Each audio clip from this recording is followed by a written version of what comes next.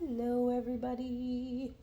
So, I got sent to North Carolina for work, and what I did to keep myself entertained in the evenings and be practical was I brought some sewing projects with me. What I am doing is I'm making a couple of rather full skirts, and I needed to do the hem. So in this case, I wanted to do a nice wide hem facing. The benefit to that is it's going to add some weight to the hem and make the skirt lay better. You don't tend to get the wrinkled up hems or anything. And I realized a lot of my coworkers, people I know, they don't actually know how to do any hemming. I can't tell you the number of pairs of pants and whatnot that I have hemmed for coworkers. So let's give you a quick lesson in how to do it. I don't mind doing it, but there's only one of me, and there's a lot of people out there who don't know how to hem. So what I do is literally all I need: needle, thread, garment. So I'm going to take my needle and into my main part of my thread here, in this case the blue, so it's easy to see which layer is which. I'm just going to pick up 2-3 threads, not many, and then I slide it underneath. And I'm going to pull it through just like that. There's a stitch. Now, if you have, in this case, because I've got this wide ribbon I'm using as a hem facing, I have an edge that's not going to fray. You would just fold that edge under if you have fabric that's going to fray. So now you have a nice smooth edge, and when you take your stitch, you're going to grab your main part, just a couple of threads. You go into that fold and you run your needle along inside the fold. So then it comes out a little further down. I don't know if you can see that.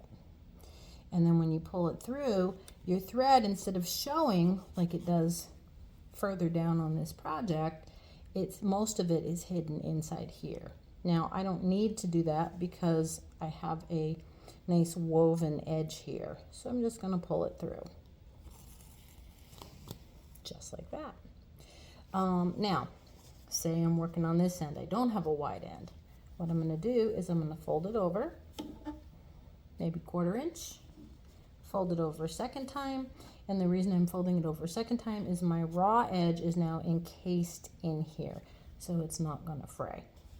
So that is all there is to it. The only other thing you really need to know how to do is how are you going to secure your thread at the end. And I have a little knot here, so I'm going to take care of this knot in my thread. And again, if I had waxed my thread, I would not have a knot in my thread. Okay, so how do I do what I call a lock or anchor stitch? It starts out like any other stitch. I grab a couple of threads here, little tiny bite. I'm going to put it under my other fabric. And if it tangles up like this, you just kind of pull it out gently and it'll untangle. And then I get to a point where I have just a loop of thread here. So this is the part that I'm pulling through. I put my needle right through that loop. When I pull it tight, it locks the stitch, just like that. I usually do 2 lock stitches, one right atop the other, and then I can snip off that thread. It's not going anywhere. I don't have a bulky edge. If I flip it over on the other side, it is almost invisible.